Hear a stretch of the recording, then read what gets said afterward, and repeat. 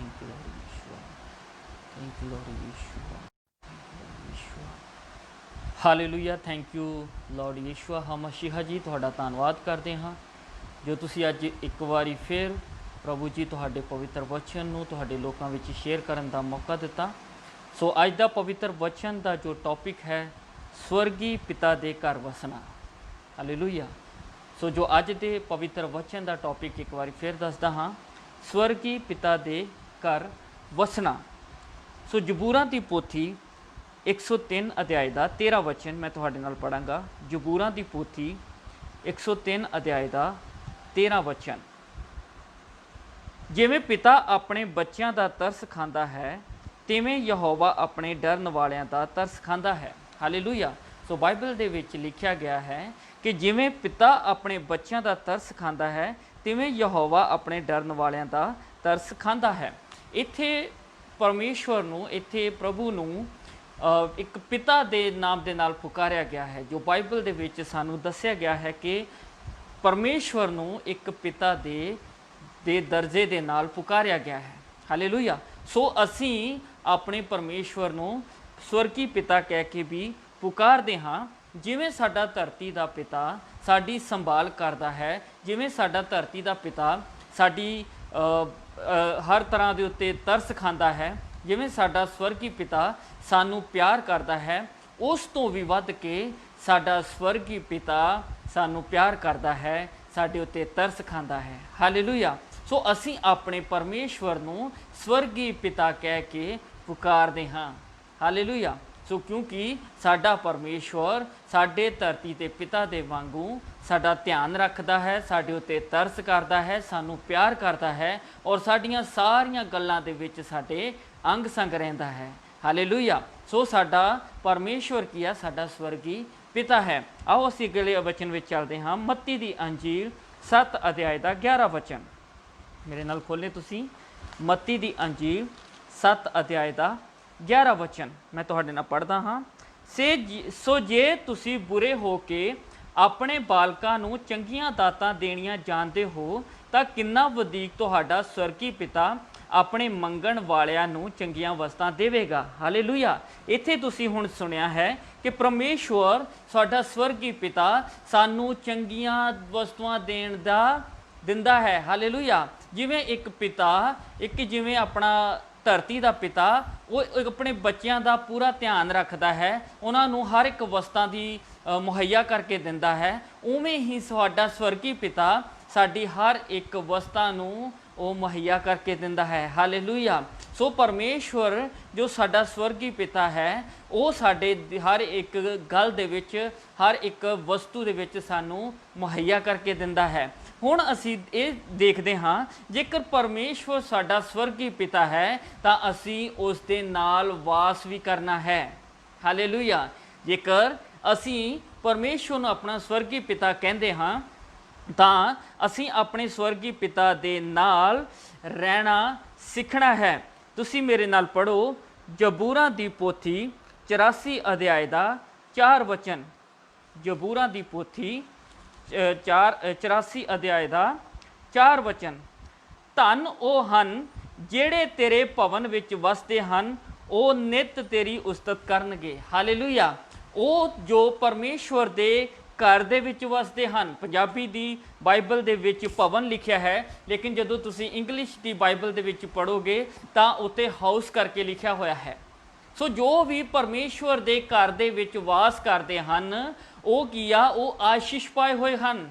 ਉਹ ਪਰਮੇਸ਼ਵਰ ਦੀ ਨਿੱਤ ਵਡਿਆਈ ਨੂੰ ਦੇਖਣਗੇ, ਉਹ ਪਰਮੇਸ਼ਵਰ ਦੇ ਨਿੱਤ ਜਿਹੜੀ ਹੈ ਉਹਦੀ ਉਸਤਤ ਨੂੰ ਕਰਨਗੇ, ਕਿਉਂਕਿ ਪਰਮੇਸ਼ਵਰ ਉਹਨਾਂ ਦੀਆਂ ਸਾਰੀਆਂ ਜ਼ਰੂਰਤਾਂ, ਉਹਨਾਂ ਦੀਆਂ ਸਾਰੀਆਂ ਗੱਲਾਂ ਨੂੰ ਪਰਮੇਸ਼ਵਰ ਪੂਰਾ ਕਰਦਾ ਹੈ। ਹਾਲੇਲੂਇਆ। ਸਾਡਾ ਸਵਰਗੀ ਪਿਤਾ ਸਾਡੀ ਇੱਕ ਇੱਕ ਚੀਜ਼ ਦਾ ਧਿਆਨ ਰੱਖਦਾ ਹੈ। ਸਾਡਾ ਸਵਰਗੀ ਪਿਤਾ ਸਾਡੇ ਨਾਲ ਉਹ ਆਪਣੇ ਘਰ ਦੇ ਵਿੱਚ ਵਾਸ ਕਰਵਾਉਣਾ ਚਾਹੁੰਦਾ ਹੈ। ਉਸ ਦੇ ਲਈ ਸਾਨੂੰ ਪਰਮੇਸ਼ਵਰ ਸਾਡੇ ਸਵਰਗੀ ਪਿਤਾ ਦੇ ਘਰ ਵਿੱਚ ਵਾਸ ਰਹਿਣ ਦੇ ਲਈ, ਕਰਨ ਦੇ ਲਈ ਸਾਨੂੰ ਸਿੱਖਣਾ ਬਹੁਤ ਜ਼ਰੂਰੀ ਹੈ। ਹਾਲੇਲੂਇਆ। ਕਿਉਂਕਿ ਸਾਡਾ ਸਵਰਗੀ ਪਿਤਾ ਸਾਨੂੰ ਪਿਆਰ ਕਰਦਾ ਹੈ ਔਰ ਸਾਨੂੰ ਉਹ ਆਪਣੇ ਨਾਲ ਵਾਸ ਕਰਵਾਉਣਾ ਚਾਹੁੰਦਾ ਹੈ। ਹਾਲੇਲੂਇਆ। ਸੋ ਕੀ ਹੋਇਆ? ਪਰਮੇਸ਼ਵਰ ਨੇ ਜੋ ਉਸ ਦੇ ਘਰ ਦੇ ਵਿੱਚ ਰਹਿੰਦੇ ਹਨ, ਜੋ ਉਸ ਦੇ ਨਾਲ ਵਾਸ ਕਰਦੇ ਹਨ, ਉਹਨਾਂ ਨੂੰ ਕੀ ਕਰਦਾ ਹੈ? ਉਹ ਹਰ ਦਿਨ ਆਸ਼ੀਸ਼ਾਂ ਦੇ ਨਾਲ ਭਰਪੂਰ ਕਰਦਾ ਹੈ। ਜੇਕਰ ਤੁਸੀਂ ਵੀ ਆਪਣੀਆਂ ਆਸ਼ੀਸ਼ਾਂ ਦੇ ਨਾਲ ਭਰਪੂਰ ਰਹਿਣਾ ਚਾਹੁੰਦੇ ਹੋ, ਜੇਕਰ ਤੁਸੀਂ ਵੀ ਆਪਣੀਆਂ ਚੰਗਿਆਈਆਂ ਦੇ ਨਾਲ ਹਮੇਸ਼ਾ ਰਹਿਣਾ ਚਾਹੁੰਦੇ ਹੋ, ਜੇਕਰ ਤੁਸੀਂ ਵੀ ਆਪਣੇ ਹਰ ਇੱਕ ਦਿਨ ਦੇ ਵਿੱਚ ਖੁਸ਼ੀ ਨੂੰ ਔਰ ਪਰਮੇਸ਼ਵਰ ਦੀ ਵਡਿਆਈ ਨੂੰ ਦੇਖਣਾ ਚਾਹੁੰਦੇ ਹੋ, ਤਾਂ ਪਰਮੇਸ਼ਵਰ ਜੋ ਸਾਡਾ ਸਵਰਗੀ ਪਿਤਾ ਹੈ ਉਸ ਦੇ ਨਾਲ ਉਸ ਦੇ ਘਰ ਵਿੱਚ ਵਾਸ ਕਰਨਾ ਸਿੱਖ ਲਵੋ। ਜਦੋਂ ਤੁਸੀਂ ਉਸ ਦੇ ਨਾਲ ਤੁਸੀਂ ਆਪਣਾ ਮਨ ਬਣਾਓਗੇ ਕਿ ਮੈਂ ਆਪਣੇ ਪਰਮੇਸ਼ਵਰ ਆਪਣੇ ਸਵਰਗੀ ਪਿਤਾ ਦੇ ਘਰ ਵਿੱਚ ਵਸਣਾ ਹੈ, ਤਾਂ ਤੁਹਾਡੀਆਂ ਆਸ਼ੀਸ਼ਾਂ ਕਾਇਮ ਰਹਿਣਗੀਆਂ, ਤੁਹਾਡੀਆਂ ਆਸ਼ੀਸ਼ਾਂ ਤੁਹਾਡੇ ਘਰ ਵਿੱਚ ਠਹਿਰੀਆਂ ਰਹਿਣਗੀਆਂ, ਤੁਹਾਡੀਆਂ ਚੰਗਿਆਈਆਂ ਤੁਹਾਡੇ ਨਾਲ ਠਹਿਰੀਆਂ ਰਹਿਣਗੀਆਂ, ਤੁਹਾਡੀ ਹਰ ਇੱਕ ਆਸ਼ੀਸ਼ ਪ੍ਰਭੂ ਦੇ ਨਾਮ ਦੇ ਵਿੱਚ ਬਣੀ ਰਹੇਗੀ। ਹਾਲੇਲੂਇਆ। ਸੋ ਆਪਣੇ ਮਨ ਨੂੰ ਤਿਆਰ ਕਰੋ। ਜੇਕਰ ਤੁਹਾਡਾ ਮਨ ਹੀ ਤਿਆਰ ਨਹੀਂ ਹੈ ਪਰਮੇਸ਼ਵਰ ਦੇ ਘਰ ਵਿੱਚ ਵਾਸ ਕਰਨ ਦੇ ਲਈ, ਤਾਂ ਤੁਹਾਡੀ ਆਸ਼ੀਸ਼ ਵੀ ਕਦੀ ਠਹਿਰੀ ਨਹੀਂ ਰਹੇਗੀ। ਤੁਹਾਨੂੰ ਕੀ ਕਰਨਾ ਚਾਹੀਦਾ ਹੈ? ਆਪਣੇ ਮਨ ਨੂੰ ਤਿਆਰ ਕਰੋ। ਤੁਸੀਂ ਆਪਣੇ ਸਵਰਗੀ ਪਿਤਾ ਦੇ ਘਰ ਦੇ ਵਿੱਚ ਰਹਿਣ ਦੇ ਲਈ ਆਪਣੇ ਮਨ ਨੂੰ ਤਿਆਰ ਕਰੋ। ਅਗਰ ਤੁਸੀਂ ਆਪਣੇ ਆਸ਼ੀਸ਼ਾਂ ਨੂੰ, ਆਪਣੇ ਜੀਵਨ ਨੂੰ ਆਸ਼ੀਸ਼ਾਂ ਦੇ ਨਾਲ ਭਰਿਆ ਹੋਇਆ ਦੇਖਣਾ ਚਾਹੁੰਦੇ ਹੋ, ਤਾਂ ਅੱਜ ਹੀ ਮਨ ਬਣਾਓ ਕਿ ਮੈਂ ਆਪਣੇ ਸਵਰਗੀ ਪਿਤਾ ਦੇ ਨਾਲ ਉਸ ਦੇ ਘਰ ਵਿੱਚ ਵਾਸ ਕਰਨਾ ਹੈ। ਹਾਲੇਲੂਇਆ। ਇਹ ਤੁਹਾਡੇ ਲਈ ਹੀ ਚੰਗਾ ਹੈ, ਤੁਹਾਡੀਆਂ ਹਰ ਇੱਕ ਗੱਲ ਦੇ ਲਈ ਚੰਗਾ ਹੈ ਕਿ ਤੁਸੀਂ ਆਪਣੇ ਸਵਰਗੀ ਪਿਤਾ ਦੇ ਨਾਲ ਉਸ ਦੇ ਘਰ ਦੇ ਵਿੱਚ ਵਾਸ ਕਰਨਾ ਸਿੱਖ ਲਵੋ। ਹਾਲੇਲੂਇਆ। ਸੋ ਪਹਿਲੀ ਗੱਲ ਆਪਾਂ ਕੀ ਦੇਖੀ ਹੁਣ? ਕਿ ਪਰਮੇਸ਼ਵਰ ਦੇ ਨਾਲ ਉਸ ਦੇ ਘਰ ਦੇ ਵਿੱਚ ਨਾਲ ਰਹਿਣ ਦੇ ਲਈ, ਪਰਮੇਸ਼ਵਰ ਦੇ ਨਾਲ ਰਹਿਣ ਦੇ ਲਈ ਤੁਹਾਨੂੰ ਕੀ ਕਰਨਾ ਪਏਗਾ? ਆਪਣਾ ਮਨ ਤਿਆਰ ਕਰਨਾ ਪਵੇਗਾ, ਆਪਣੇ ਆਪ ਨੂੰ ਤੁਹਾਨੂੰ ਤਿਆਰ ਕਰਨਾ ਪਵੇਗਾ ਉਸ ਦੇ ਘਰ ਵਿੱਚ ਵਾਸ ਕਰਨ ਦੇ ਲਈ। ਹਾਲੇਲੂਇਆ।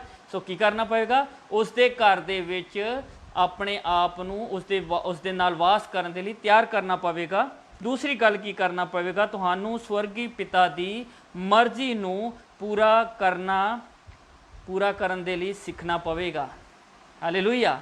ਕੀ ਕਰਨਾ ਪਏਗਾ? ਤੁਹਾਨੂੰ ਸਵਰਗੀ ਪਿਤਾ ਦੀ ਮਰਜ਼ੀ ਨੂੰ, ਉਹਦੇ ਵਚਨ ਨੂੰ ਪੂਰਾ ਕਰਨਾ ਸਿੱਖਣਾ ਪਵੇਗਾ। ਜਦੋਂ ਤੁਸੀਂ ਮੱਤੀ ਦੀ ਅੰਜੀਲ 21 ਅਧਿਆਏ ਦਾ 28 ਤੋਂ 31 ਤੱਕ ਤੁਸੀਂ ਪੜ੍ਹਦੇ ਹੋ, ਤਾਂ ਉੱਥੇ ਇੱਕ ਬਾਪ ਦੇ 2 ਬੇਟਿਆਂ ਦੇ ਬਾਰੇ ਗੱਲ ਕੀਤੀ ਗਈ ਹੈ।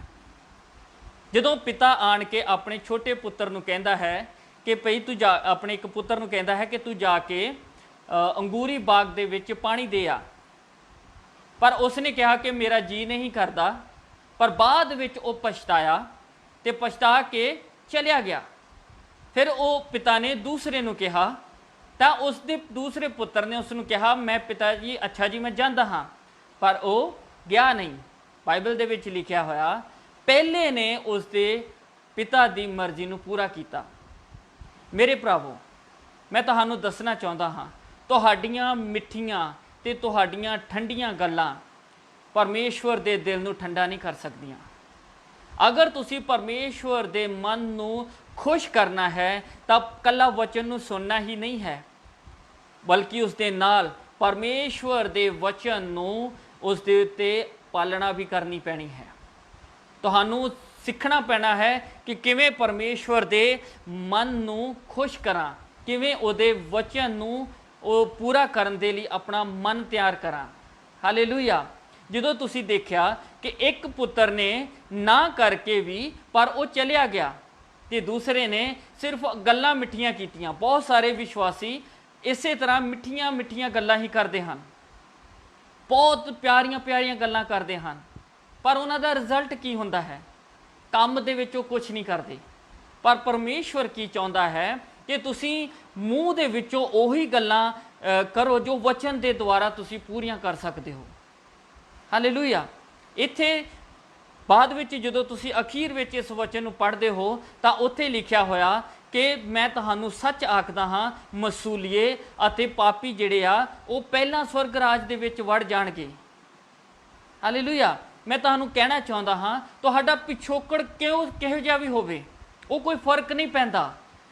ਜਦੋਂ ਤੁਸੀਂ ਪ੍ਰਭੂ ਪਰਮੇਸ਼ਵਰ ਆਪਣੇ ਸਵਰਗੀ ਪਿਤਾ ਦੇ ਨਾਲ ਮੇਲ ਕਰ ਲੈਂਦੇ ਹੋ, ਜਦੋਂ ਤੁਸੀਂ ਉਹਦੇ ਨਾਲ ਉਹਦੇ ਤੇ ਡਿਪੈਂਡ ਹੋ ਜਾਂਦੇ ਹੋ, ਤਾਂ ਤੁਹਾਡਾ ਜੀਵਨ ਵੀ ਬਦਲ ਜਾਂਦਾ ਹੈ, ਤੁਹਾਡਾ ਸੁਭਾਅ ਵੀ ਬਦਲ ਜਾਂਦਾ ਹੈ, ਤੁਹਾਡਾ ਜੀਵਨ ਦੇ ਵਿੱਚ ਬਦਲਾਅ ਆ ਜਾਂਦਾ ਹੈ ਤੇ ਤੁਸੀਂ ਆਪਣੇ ਪਿਤਾ ਦੇ ਨਾਲ ਸਵਰਗ ਵਿੱਚ ਵਾਸ ਕਰਨ ਲੱਗ ਪੈਂਦੇ ਹੋ, ਆਪਣੇ ਸਵਰਗੀ ਪਿਤਾ ਦੇ ਘਰ ਵਿੱਚ ਵਾਸ ਕਰਨ ਲੱਗ ਪੈਂਦੇ ਹੋ। ਹਾਲੇਲੂਇਆ। ਸੋ ਕੀ ਕਰਨਾ ਹੈ? ਪਰਮੇਸ਼ਵਰ ਦੇ ਪਵਿੱਤਰ ਵਚਨ ਨੂੰ ਆਪਣੇ ਮਨ ਦੇ ਅੰਦਰ ਸੁਣਨਾ ਹੀ ਨਹੀਂ ਹੈ, ਬਲਕਿ ਪਰਮੇਸ਼ਵਰ ਦੇ ਸਵਰਗੀ ਵਚਨ ਨੂੰ ਆਪਣੇ ਜੀਵਨ ਵਿੱਚ ਪੂਰਾ ਕਰਨਾ ਵੀ ਸਿੱਖਣਾ ਹੈ। ਹਾਲੇਲੂਇਆ। ਤੀਸਰੀ ਗੱਲ, ਤੁਹਾਡੇ ਪੂਰੇ ਜੀਵਨ ਦੇ ਵਿੱਚ ਤੁਹਾਡੇ ਸਵਰਗੀ ਪਿਤਾ ਦਾ ਸਥਾਨ ਕੋਈ ਦੂਸਰਾ ਹੋਰ ਨਾ ਲੈ ਸਕੇ। ਮੈਂ ਫਿਰ ਇੱਕ ਵਾਰੀ ਦੱਸਦਾ ਹਾਂ, ਤੁਹਾਡੇ ਜੀਵਨ ਦੇ ਵਿੱਚ ਤੁਹਾਡੇ ਸਵਰਗੀ ਪਿਤਾ ਦਾ ਸਥਾਨ ਕੋਈ ਦੂਸਰਾ ਨਾ ਲੈ ਸਕੇ। 3 ਥਾਵਾਂ ਤੋਂ ਮੈਂ ਤੁਹਾਨੂੰ ਦੱਸਦਾ ਹਾਂ ਕਿ ਸਵਰਗੀ ਪਿਤਾ ਦਾ ਥਾਂ ਜਿਹੜੀ ਜਗ੍ਹਾ ਹੈ ਉਹ ਕਿੱਥੇ ਕੌਣ ਲੈ ਲੈਂਦਾ ਹੈ। ਪਹਿਲਾ, ਸਵਰਗੀ ਪਿਤਾ ਦੀਆਂ ਦਿੱਤੀਆਂ ਹੋਈਆਂ ਵਸਤੂਆਂ ਤੁਹਾਡੇ ਜੀਵਨ 'ਚ ਪਹਿਲਾ ਸਥਾਨ ਨਾ ਲੈ ਸਕਣ। ਦੂਸਰਾ, ਧਰਤੀ ਦਾ ਪਿਤਾ ਤੁਹਾਡੇ ਸਵਰਗੀ ਪਿਤਾ ਦਾ ਸਥਾਨ ਨਾ ਲੈ ਸਕੇ। ਆਤਮਿਕ ਪਿਤਾ ਤੁਹਾਡੇ ਸਵਰਗੀ ਪਿਤਾ ਦਾ ਸਥਾਨ ਨਾ ਲੈ ਸਕੇ। ਫਿਰ ਮੈਂ ਇੱਕ ਵਾਰੀ ਦੱਸਦਾ ਹਾਂ, ਸਵਰਗੀ ਪਿਤਾ ਦੇ ਦੁਆਰਾ ਦਿੱਤੀਆਂ ਗਈਆਂ ਹੋਈਆਂ ਵਸਤੂਆਂ ਜਿਵੇਂ ਘਰ, ਗੱਡੀ, ਜੀਵਨ ਜਿਹੜਾ ਤੁਸੀਂ ਕਹਿੰਦੇ ਹੋ ਕਿ ਜੀ ਰਹੇ ਹਾਂ, ਸੰਸਾਰਿਕ ਜੀਵਨ ਦੇ ਪਿੱਛੇ ਆਪਣਾ ਮਨ ਲਾ ਕੇ ਸਵਰਗੀ ਪਿਤਾ ਦੇ ਸਥਾਨ ਨੂੰ ਤੁਸੀਂ ਉਹਨਾਂ ਵਸਤੂਆਂ ਨੂੰ ਨਹੀਂ ਦੇਣਾ। ਦੂਜਾ, ਧਰਤੀ ਦੇ ਪਿਤਾ ਨੂੰ, ਜੋ ਸੰਸਾਰਿਕ ਪਿਤਾ ਹੈ, ਉਹ ਤੁਹਾਡੀ ਪਰਮੇਸ਼ਵਰ ਦੀ ਸਵਰਗੀ ਪਿਤਾ ਦੀ ਸਥਾਨ ਨੂੰ ਲੈ ਨਾ ਸਕੇ। ਤੀਸਰਾ, ਆਤਮਿਕ ਪਿਤਾ ਤੁਹਾਡੇ ਉਸਤਾਦ ਜਿਹੜੇ ਹੈ ਉਹ ਤੁਹਾਡੇ ਸਵਰਗੀ ਪਿਤਾ ਦੀ ਥਾਂ ਨਾ ਲੈ ਲੈਣ। ਪਹਿਲਾਂ ਆਪਾਂ ਦੇਖਦੇ ਹਾਂ ਸਵਰਗੀ ਪਿਤਾ ਦੀਆਂ ਦਿੱਤੀਆਂ ਹੋਈਆਂ ਵਸਤੂਆਂ ਦੀ ਗੱਲ। ਜਦੋਂ ਲੂਕਾ ਦੀ ਇੰਜੀਲ 15 ਅਧਿਆਇ ਦਾ 11 ਤੋਂ 32 ਵਿੱਚ ਪੜ੍ਹਦੇ ਹਾਂ, ਸਾਰਿਆਂ ਨੂੰ ਇਸ ਕਹਾਣੀ ਦੇ ਬਾਰੇ ਪਤਾ ਹੈ, ਉਜਾੜੂ ਪੁੱਤਰ ਦੀ ਕਹਾਣੀ ਜੋ ਹੈ। ਉਸ ਵਿੱਚ ਤੁਸੀਂ ਦੇਖਿਆ ਕਿ 2 ਪੁੱਤਰ ਸੀਗੇ। ਜਿਹੜਾ ਛੋਟਾ ਪੁੱਤਰ ਹੈ ਉਹ ਆਪਣੇ ਪਿਤਾ ਦੇ ਕੋਲ ਆਇਆ ਔਰ ਆ ਕੇ ਕਹਿਣ ਲੱਗਾ ਕਿ ਮੈਨੂੰ ਮੇਰਾ ਹਿੱਸਾ ਦੇ, ਹੈ ਨਾ। ਉਹ ਉੱਥੇ ਆ ਕੇ ਆਪਣੇ ਪਿਤਾ ਦੇ ਕੋਲੋਂ ਆਪਣਾ ਹਿੱਸਾ ਲੈ ਰਿਹਾ। ਮਤਲਬ ਕੀ ਆ, ਉਹਦਾ ਮਨ ਜਿਹੜਾ ਹੈ ਆਪਣੇ ਪਿਤਾ ਦੇ ਘਰ ਵਿੱਚ ਵਾਸ ਕਰਨ ਦੇ ਨਾਲ ਨਹੀਂ ਹੈ, ਬਲਕਿ ਉਹਦੀਆਂ ਦਿੱਤੀਆਂ ਹੋਈਆਂ ਉਹਦੀਆਂ ਵਸਤੂਆਂ ਦੇ ਉੱਤੇ ਉਹਦਾ ਮਨ ਹੈ। 2 ਤਰ੍ਹਾਂ ਦੇ ਵਿਸ਼ਵਾਸੀ ਚਰਚ ਦੇ ਵਿੱਚ ਆਉਂਦੇ ਹਨ ਜਾਂ ਪਰਮੇਸ਼ਵਰ ਦੇ ਨਾਲ ਜੁੜਦੇ ਹਨ। ਉਹਨਾਂ ਨੂੰ ਇੱਕ ਤਾਂ ਇਸ ਤਰ੍ਹਾਂ ਦੇ ਲੋਕ ਹੁੰਦੇ ਹਨ ਜਿਨ੍ਹਾਂ ਨੂੰ ਇਹ ਪਤਾ ਹੈ ਕਿ ਭਈ ਜੋ ਵੀ ਸਾਡੀਆਂ ਇਹ ਵਸਤੂਆਂ ਹਨ, ਜੋ ਵੀ ਸਾਡੇ ਘਰ ਦੇ ਵਿੱਚ ਚੀਜ਼ਾਂ ਹਨ ਜਾਂ ਗੱਡੀਆਂ ਹੈ ਜਾਂ ਘਰ ਹੈ, ਇਹ ਸਭ ਉਹ ਸਵਰਗੀ ਪਿਤਾ ਦੇ ਦੁਆਰਾ ਹੀ ਪ੍ਰਾਪਤ ਹੋਈਆਂ ਹਨ। ਉਹ ਇਸ ਗੱਲ ਨੂੰ ਜਾਣਦੇ ਹਨ। ਤੇ ਦੂਸਰੇ ਇਸ ਤਰ੍ਹਾਂ ਦੇ ਲੋਕ ਹੁੰਦੇ ਹਨ ਜਿਹੜੇ ਕਿ ਸਵਰਗੀ ਪਿਤਾ ਦੇ ਨਾਲ ਇਸੇ ਕਰਕੇ ਹੀ ਜੁੜਦੇ ਹਨ ਤਾਂ ਕਿ ਇਹ ਸੰਸਾਰਿਕ ਵਸਤੂਆਂ ਸਾਨੂੰ ਪ੍ਰਾਪਤ ਹੋ ਜਾਣ। ਹੁਣ ਇੱਥੇ ਛੋਟਾ ਜਿਹੜਾ ਪੁੱਤਰ ਹੈ ਉਹ ਆਪਣੇ ਸਵਰਗੀ ਪਿਤਾ ਜਾਂ ਪਿਤਾ ਦੇ ਘਰ ਦੇ ਵਿੱਚ ਰਹਿਣਾ ਪਸੰਦ ਨਹੀਂ ਕਰ ਰਿਹਾ, ਪਰ ਉਸ ਦੀਆਂ ਵਸਤੂਆਂ ਉਸ ਨੂੰ ਪਸੰਦ ਹਨ, ਉਸ ਦੇ ਦੁਆਰਾ ਮਿਲੀ ਹੋਈ ਜਾਇਦਾਦ ਉਸ ਨੂੰ ਪਸੰਦ ਹੈ। ਫਿਰ ਉਹਨੇ ਕੀ ਕੀਤਾ? ਉਸ ਨੇ ਲੈ ਕੇ ਉਹ ਚਲਾ ਗਿਆ। ਮੈਂ ਤੁਹਾਨੂੰ ਇੱਕ ਗੱਲ ਕਹਿਣੀ ਚਾਹੁੰਦਾ ਹਾਂ ਕਿ ਤੁਸੀਂ ਲੋਕਾਂ ਦੀਆਂ ਆਸ਼ੀਸ਼ਾਂ ਨੂੰ, ਲੋਕਾਂ ਦੀਆਂ ਸੰਸਾਰਿਕ ਵਸਤੂਆਂ ਨੂੰ ਦੇਖ ਕੇ ਕਦੀ ਵੀ ਨਿਰਾਸ਼ ਨਾ ਹੋਵੋ। ਇਹ ਨਾ ਸੋਚੋ ਕਿ ਸਾਡੇ ਕੋਲ ਨਹੀਂ ਆ, ਉਹਦੇ ਕੋਲ ਹੈ। ਹਾਲੇਲੂਇਆ। ਪਰ ਇਹ ਧਿਆਨ ਰੱਖੋ ਕਿ ਅਗਰ ਤੁਸੀਂ ਆਪਣਾ ਮਨ ਇਸੇ ਹੀ ਗੱਲ ਉੱਤੇ ਲਗਾ ਕੇ ਰੱਖੋਗੇ ਕਿ ਭਈ ਤੁਹਾਡਾ ਮਨ ਵਸਤੂਆਂ ਤੇ ਲੱਗੇਗਾ ਤਾਂ ਤੁਹਾਡਾ ਜਿਹੜਾ ਜੀਵਨ ਦੇ ਵਿੱਚ ਪਹਿਲਾ ਸਥਾਨ ਉਹ ਵਸਤੂਆਂ ਲੈ ਲੈਣਗੀਆਂ। ਬਹੁਤ ਵਾਰੀ ਲੋਕ ਇਸੇ ਹੀ ਗੱਲ ਦੇ ਉੱਤੇ ਧਿਆਨ ਦਿੰਦੇ ਹਨ ਵੀ ਮੇਰੇ ਕੋਲ ਤਾਂ ਹੈ ਹੀ ਨਹੀਂ, ਉਹਨੂੰ ਮਿਲ ਗਿਆ, ਫਲਾਣੇ ਨੂੰ ਮਿਲ ਗਿਆ, ਟਮਕਾਨੇ ਨੂੰ ਮਿਲ ਗਿਆ, ਮੇਰਾ ਕੀ ਹੋਊਗਾ, ਮੈਂ ਵੀ ਇੱਦਾਂ ਹੀ ਕਰਦਾ ਆ, ਮੈਂ ਵੀ ਉੱਦਾਂ ਹੀ ਕਰਦਾ ਆ। ਇਸ ਤਰ੍ਹਾਂ ਅਗਰ ਤੁਸੀਂ ਸੋਚ ਕੇ ਨਿਰਾਸ਼ ਹੋ ਜਾਓਗੇ, ਆਪਣਾ ਮਨ ਲਾਓਗੇ, ਤਾਂ ਤੁਸੀਂ ਪਿਤਾ ਦੇ ਘਰ ਤੋਂ ਬਾਹਰ ਰਹੋਗੇ। ਤੁਸੀਂ ਵਸਤੂਆਂ ਦੇ ਉੱਤੇ ਮਨ ਨਾ ਲਗਾਓ, ਤੁਸੀਂ ਆਪਣੇ ਸਵਰਗੀ ਪਿਤਾ ਦੇ ਘਰ ਵਿੱਚ ਵਾਸ ਕਰਨਾ ਸਿੱਖੋ। ਦੇਖੋ, ਜਦੋਂ ਉਸ ਦੇ ਕੋਲ ਸਭ ਧਨ ਦੌਲਤ ਸੀਗਾ, ਹੈ ਨਾ, ਹੋ ਸਕਦਾ ਜਿਹੜਾ ਇੱਕ ਪੁੱਤਰ ਜਿਹੜਾ ਪਿਤਾ ਦੇ ਘਰ ਵਿੱਚ ਵਾਸ ਕਰਦਾ ਸੀਗਾ, ਦੂਸਰਾ ਪੁੱਤਰ ਆਪਣੇ ਪਿਤਾ ਦੀਆਂ ਦਿੱਤੀਆਂ ਹੋਈਆਂ ਵਸਤੂਆਂ ਤੇ ਮਨ ਲਾ ਕੇ ਬੈਠਾ ਹੈ ਨਾ, ਉਸ ਦੇ ਕੋਲ ਜ਼ਿਆਦਾ ਧਨ ਹੋਵੇਗਾ, ਜਿਹੜਾ ਆਪਣੇ ਪਿਤਾ ਦੇ ਘਰ ਵਿੱਚ ਰਹਿੰਦਾ ਹੈ ਉਸ ਦੇ ਨਾਲੋਂ ਦੂਸਰੇ ਦੇ ਕੋਲ ਜ਼ਿਆਦਾ ਧਨ ਦੌਲਤ ਹੋਵੇਗਾ। ਪਰ ਜਦੋਂ ਕਸ਼ਟ ਆਇਆ, ਜਦੋਂ ਉਸ ਧਰਤੀ ਦੇ ਉੱਤੇ ਉਸ ਵੇਲੇ ਕਾਲ ਪਿਆ, ਤਾਂ ਕਸ਼ਟ ਕਿਹਨੂੰ ਭੋਗਣਾ ਪਿਆ? ਮੇਰੇ ਭਰਾਵੋ, ਉਸੇ ਨੂੰ ਕਸ਼ਟ ਭੋਗਣਾ ਪਿਆ ਜੋ ਆਪਣੇ ਪਿਤਾ ਦੇ ਘਰ ਦੇ ਵਿੱਚ ਵਾਸ ਕਰਨ ਦੇ ਨਾਲੋਂ ਸੰਸਾਰ ਦੀਆਂ ਵਸਤੂਆਂ ਤੇ ਮਨ ਜ਼ਿਆਦਾ ਲਗਾਇਆ ਹੋਇਆ ਸੀ। ਹਾਲੇਲੂਇਆ।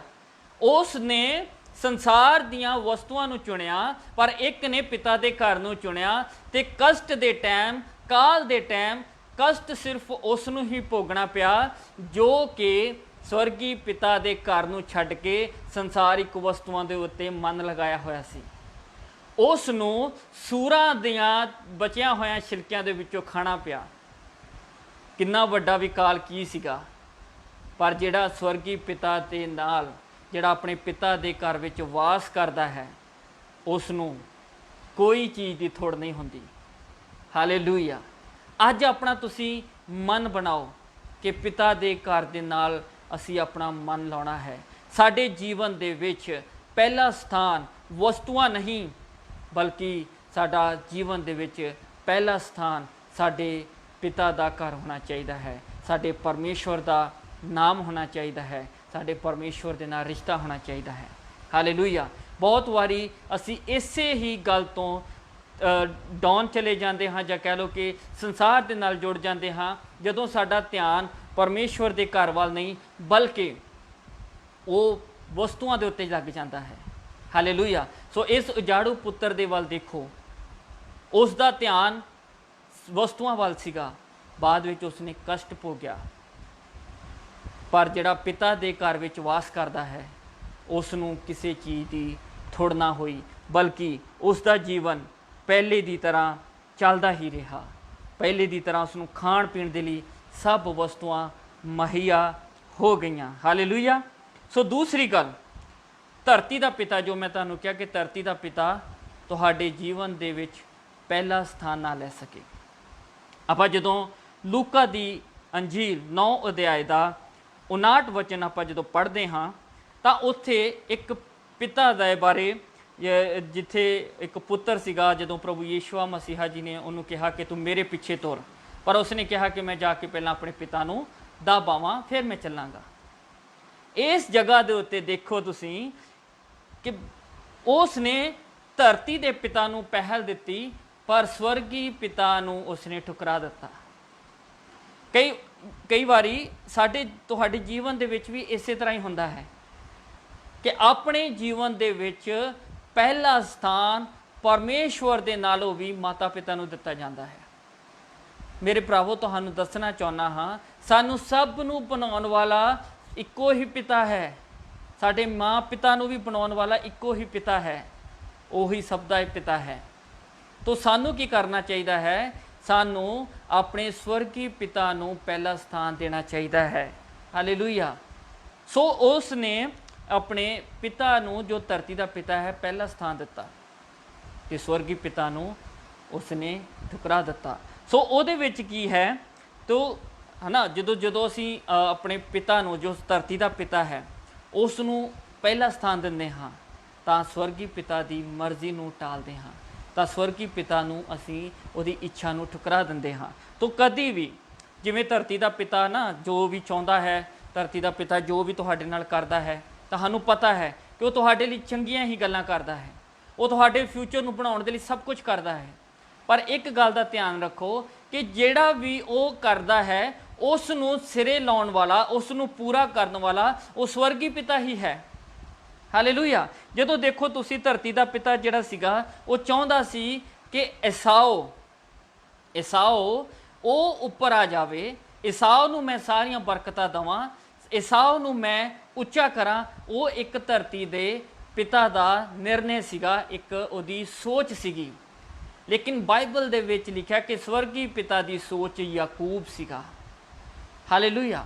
ਯਾਕੂਬ ਨੂੰ ਪਰਮੇਸ਼ਵਰ ਨੇ ਸਾਰੀਆਂ ਆਸ਼ੀਸ਼ਾਂ ਦਿੱਤੀਆਂ, ਜੋ ਬਾਅਦ ਵਿੱਚ ਇਜ਼ਰਾਈਲ ਵੀ ਕਹਾਇਆ ਗਿਆ।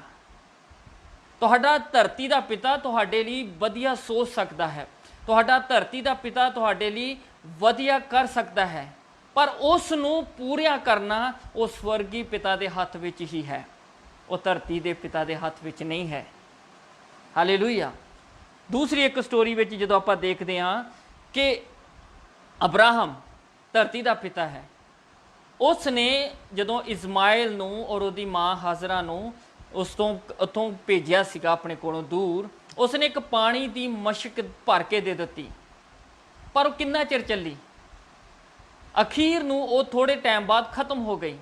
इस तरह ही तुहाडा धरती का पिता जो कुछ भी तुहानूं देवेगा, पर वो सदा दे लई चश्मा बन के नहीं बहेगा, वो एक दिन खत्म हो जाएगा। लेकिन जो स्वर्गी पिता दिंदा है, जो इस्माइल दे लई उसने चश्मा खोलिया, वो हमेशा तक चलता रहने वाला चश्मा है।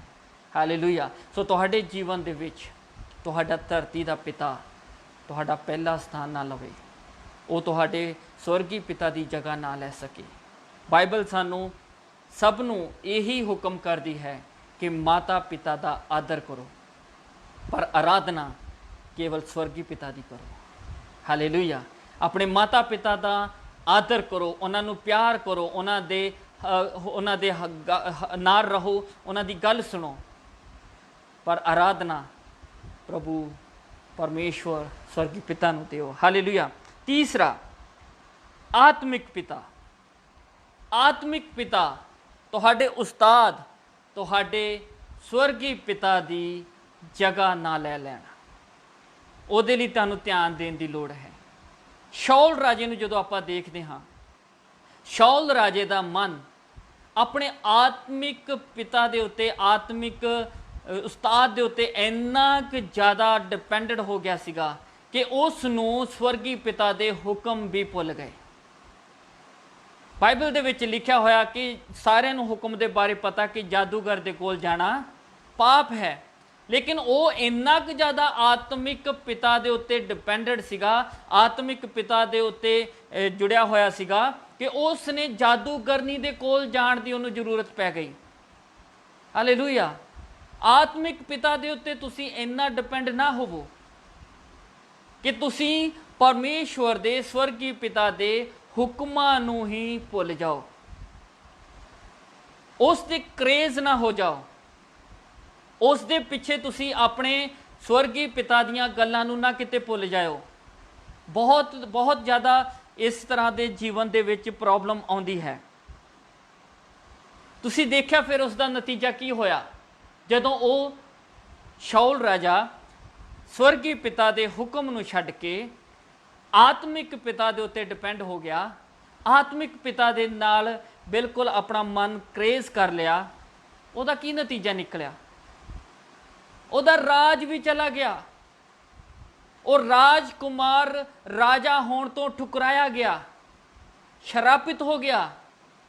क्यों?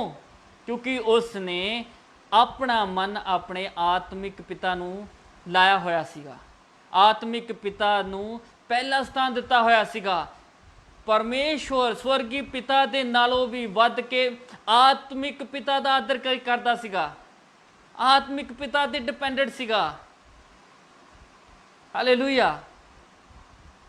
अपने उस्ताद अपने आत्मिक पिता का आदर करो, आराधना ना करो, अपने प्रभु दी अपने परमेश्वर दी स्वर्गी पिता दी ही आराधना करो, जिसने सानू बनाया है, जिसने सानू इस धरती के उत्ते साह दिते हैं।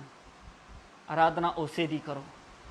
चंगी गल है आत्मिक लोगों के नाल जुड़े रहना, आत्मिक पिता दे आदर करना, उन्होंने प्यार करना बुरी गल नहीं है, उन्हों की गल सुनना बुरी गल नहीं है। लेकिन जदों पहला स्थान स्वर्गी पिता तो छड्ड के अपने आत्मिक पिता नूं पहला स्थान दे देना, उत्थे प्रॉब्लम है, उत्थे तंगी है, उत्थे मुश्किल है। हालेलुया। फिर तुसीं जदों दौद नूं देखदे आ, दौद राजा जदों बनिया तां दौद दे वेले दौद ने अपना मन अपना पहला स्थान सिर्फ और सिर्फ स्वर्गी पिता नूं दिता। और बाइबल च लिखिया फिर उस तो हर मौके दे मौके वेले दे वेले आण के नबी आण के उस दे कोल परमेश्वर दीयां गल्लां पहुँचाउंदे सीगे। हालेलुया। ਉਸਨੇ ਆਤਮਿਕ ਪਿਤਾ ਦੇ ਉੱਤੇ ਮਨ ਨਹੀਂ ਲਗਾਇਆ, ਨਬੀਆਂ ਦੇ ਉੱਤੇ ਮਨ ਨਹੀਂ ਲਗਾਇਆ, ਉਸਨੇ ਬਲਕਿ ਆਪਣੇ ਸਵਰਗੀ ਪਿਤਾ ਦੇ ਉੱਤੇ ਮਨ ਲਗਾਇਆ। ਤਾਂ ਨਬੀ ਉਸ ਦੇ ਕੋਲ ਆ ਕੇ ਉਸ ਨੂੰ ਪਰਮੇਸ਼ਵਰ ਦੀਆਂ ਗੱਲਾਂ ਦੱਸਦੇ ਸਨ, ਕਰੈਕਟ ਕਰਦੇ ਸਨ, ਸਿੱਧਾ ਕਰਦੇ ਸਨ। ਹਾਲੇਲੂਇਆ। ਸੋ ਪਰਮੇਸ਼ਵਰ ਸਵਰਗੀ ਪਿਤਾ ਉਸ ਨੂੰ ਆਪਣੇ ਜੀਵਨ ਵਿੱਚ ਪਹਿਲਾ ਸਥਾਨ ਦਿਓ, ਨਾ ਕਿ ਆਪਣੇ ਆਤਮਿਕ ਪਿਤਾ ਨੂੰ। ਉਸ ਦੇ ਨਾਲ ਤੁਹਾਡਾ ਨੁਕਸਾਨ ਇਹੀ ਹੋ, ਤੁਹਾਡਾ ਪਹਿਲਾ ਸਥਾਨ ਜਦੋਂ ਆਤਮਿਕ ਪਿਤਾ ਲਵੇਗਾ ਤਾਂ ਤੁਹਾਡੀਆਂ ਆਸ਼ੀਸ਼ਾਂ ਠਹਿਰੀਆਂ ਨਹੀਂ ਰਹਿਣਗੀਆਂ। ਹਾਲੇਲੂਇਆ। ਸੋ ਹੁਣ ਆਪਾਂ ਦੇਖਦੇ ਹਾਂ ਕਿ ਸਾਡਾ ਸਵਰਗੀ ਪਿਤਾ ਕੌਣ ਹੈ। ਯਸ਼ਾਇਆ ਦੀ ਕਿਤਾਬ 9 ਅਧਿਆਇ ਦਾ 6 ਵਚਨ। ਯਸ਼ਾਇਆ ਦੀ ਕਿਤਾਬ 9 ਅਧਿਆਇ ਦਾ 6 ਵਚਨ ਤੁਸੀਂ ਮੇਰੇ ਨਾਲ ਕਰ ਸਕਦੇ ਹੋ। ਯਸ਼ਾਇਆ ਦੀ ਕਿਤਾਬ 9 ਅਧਿਆਇ ਦਾ 6 ਵਚਨ। ਸਾਡੇ ਲਈ ਤਾਂ ਇੱਕ ਬਾਲਕ ਜੰਮਿਆ, ਸਾਨੂੰ ਇੱਕ ਪੁੱਤਰ ਬਖਸ਼ਿਆ ਗਿਆ, ਰਾਜ ਉਹਦੇ ਮੋਢੇ ਉੱਤੇ ਹੋਵੇਗਾ ਅਤੇ ਉਹਦਾ ਨਾਮ ਇਉਂ ਸੱਦਿਆ ਜਾਵੇਗਾ, ਅਚਰਜ ਸਲਾਹੂ, ਸ਼ਕਤੀਮਾਨ ਪਰਮੇਸ਼ਵਰ, ਅਨਾਦਿ ਪਿਤਾ, ਸ਼ਾਂਤੀ ਦਾ ਰਾਜਕੁਮਾਰ। ਹਾਲੇਲੂਇਆ। ਸਾਡੇ ਲਈ, ਕਿਹਦੇ ਲਈ? ਸਾਡੇ ਲਈ, ਇਸ ਪੂਰੇ ਜਗਤ ਦੇ ਲਈ ਉਹ ਸਵਰਗੀ ਪਿਤਾ ਇੱਕ ਬਾਲਕ ਦੇ ਰੂਪ ਦੇ ਵਿੱਚ ਇਸ ਧਰਤੀ ਦੇ ਉੱਤੇ ਪੈਦਾ ਹੋਇਆ, ਸਾਡੇ ਵਿੱਚ ਵਾਸ ਕੀਤਾ। ਉਹ ਸਵਰਗੀ ਪਿਤਾ ਮਨੁੱਖ ਬਣ ਕੇ ਪ੍ਰਭੂ ਯਿਸੂ ਮਸੀਹਾ ਦੇ ਨਾਮ ਨੂੰ ਲੈ ਕੇ ਇਸ ਧਰਤੀ ਦੇ ਉੱਤੇ ਆਇਆ। ਉਸਨੇ ਸਾਨੂੰ, ਤੁਹਾਨੂੰ, ਇਸ ਜਗਤ ਨੂੰ, ਸਭ ਨੂੰ ਪਿਆਰ ਕੀਤਾ। ਉਹ ਸਾਡੀ ਜੁਦਾਈ ਨਹੀਂ ਸਹਿ ਸਕਿਆ, ਬਲਕਿ ਉਸਨੇ ਸਵਰਗ ਦੂਤਾਂ ਦੀ ਮਹਿਮਾ ਨੂੰ ਛੱਡ ਕੇ, ਸਵਰਗ ਦੇ ਸਿੰਘਾਸਨ ਨੂੰ ਛੱਡ ਕੇ ਮਨੁੱਖੀ ਰੂਪ ਲੈ ਕੇ ਇੱਕ ਬਾਲਕ ਦੇ ਰੂਪ ਦੇ ਵਿੱਚ ਜਨਮ ਲਿਆ।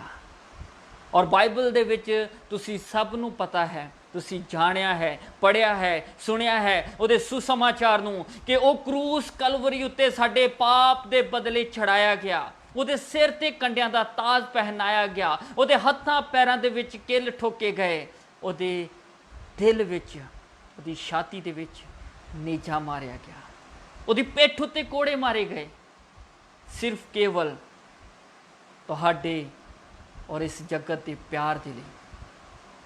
ਸੋ ਮੇਰੇ ਭਰਾਵੋ, ਉਹ ਸਵਰਗੀ ਪਿਤਾ ਪ੍ਰਭੂ ਯਿਸੂ ਮਸੀਹਾ, ਉਸ ਨੂੰ ਆਪਣੇ ਜੀਵਨ ਵਿੱਚ ਪਹਿਲਾ ਸਥਾਨ ਦਿਓ। ਬਾਈਬਲ ਦੇ ਵਿੱਚ ਲਿਖਿਆ ਗਿਆ ਹੈ ਕਿ ਜੋ ਕੋਈ ਪ੍ਰਭੂ ਯਿਸੂ ਮਸੀਹਾ ਦੇ ਉੱਤੇ ਵਿਸ਼ਵਾਸ ਕਰਦਾ ਹੈ, ਉਹਨਾਂ ਨੂੰ ਪਰਮੇਸ਼ਵਰ ਦੇ ਧੀਆਂ ਪੁੱਤਰ ਹੋਣ ਦਾ ਹੱਕ ਮਿਲਿਆ ਹੈ। ਤੁਹਾਡਾ ਅਧਿਕਾਰ ਹੈ ਕਿ ਤੁਸੀਂ ਆਪਣੇ ਪਰਮੇਸ਼ਵਰ ਨੂੰ, ਪ੍ਰਭੂ ਯਿਸੂ ਮਸੀਹਾ ਨੂੰ ਆਪਣਾ ਪਿਤਾ, ਆਪਣਾ ਅੱਬਾ ਕਹਿ ਕੇ ਪੁਕਾਰ ਸਕਦੇ ਹੋ, ਕਿਉਂਕਿ ਬਾਈਬਲ ਦੇ ਵਿੱਚ ਲਿਖਿਆ ਹੋਇਆ ਹੈ ਉਸਨੇ ਸਾਨੂੰ ਐਸਾ ਆਤਮਾ ਬਖਸ਼ਿਆ ਹੈ, ਅਸੀਂ ਉਹਨੂੰ ਅੱਬਾ, ਇਹ ਪਿਤਾ ਕਹਿ ਕੇ ਪੁਕਾਰ ਸਕਦੇ ਹਾਂ। ਅੱਜ ਹੀ ਉਸ ਦੇ ਨਾਲ ਆਪਣੇ ਰਿਸ਼ਤੇ ਨੂੰ ਦੁਬਾਰਾ ਜੋੜੋ।